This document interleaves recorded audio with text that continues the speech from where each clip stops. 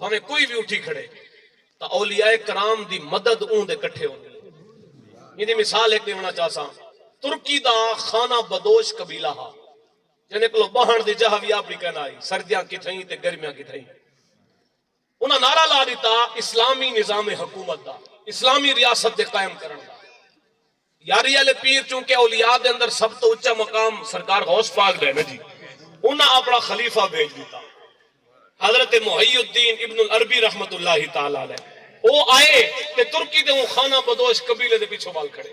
انہیں کہ تساں لائے نعرہ اسلامی ریاست دے قیام دا, یاری علی پیراں اپنا خلیفہ بھیج چھوڑے تے کتھیں اوکھا ویلا آسی تا سا نہ لیتے ہیں. چلتے چلانے وہ خانہ بدوش قبیلے نے 600 سال تک قائم رہن والی خلافت عثمانیہ بنا چھوڑ. پچھو مدد یاری علی پیراں دی گئی. آج دے اس پر فتن دور دے اندر کون نعرہ لاوے اسلامی ریاست دا, کون اسلام دی حکمرانی دا نعرہ لاوے؟ کیونکہ عالم کفر مخالف تھی ویسی, اپنے بھی ناراض تھی ویسن, اپنے بھی آدھے بیٹھے ہو سن جی مولوی صاحب سیاسی بن گئے. اے نہیں پتا کہ اے او سیاست ہے جڑی کملی والے مصطفیٰ سکھائی ہے, جس سیاست تے صدیق اکبر, عمر فاروق, عثمان غنی تے مولا علی پاک حیدر قذان نے عمل کیتا ہا.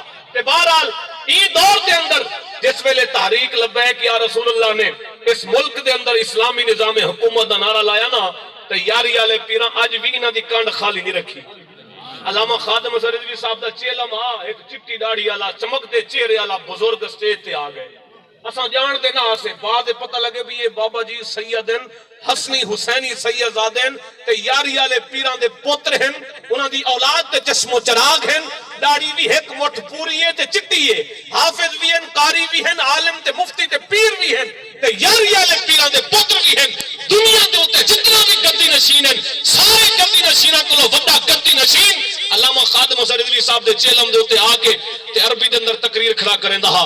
انہیں کہ لبیک علیو تساں اسلامی ریاست دا نعرہ لائے پریشان نہ تھی وائے, پہلے بھی یاری والے پیراں مدد کیتی ہے, ترکی والے دی تو انہاں کو اسلامی ریاست بنوا کے دیتی ہے. تے ہن لبیک علیو تساں اسلامی ریاست دا نعرہ لائے, یاری والے پیراں دا پتر دمشق شام تو ٹر کے آ کے آدا کھڑے کوئی بیا تہاڈو آوے نہ آوے یاری والے پیر لبیک علیہ دے نال. اللہ دی بارگاہ دعا ہے رب کائنات انہاں بزرگاں کو صدق کے دل دے نال منن دی توفیق عطا فرماوے.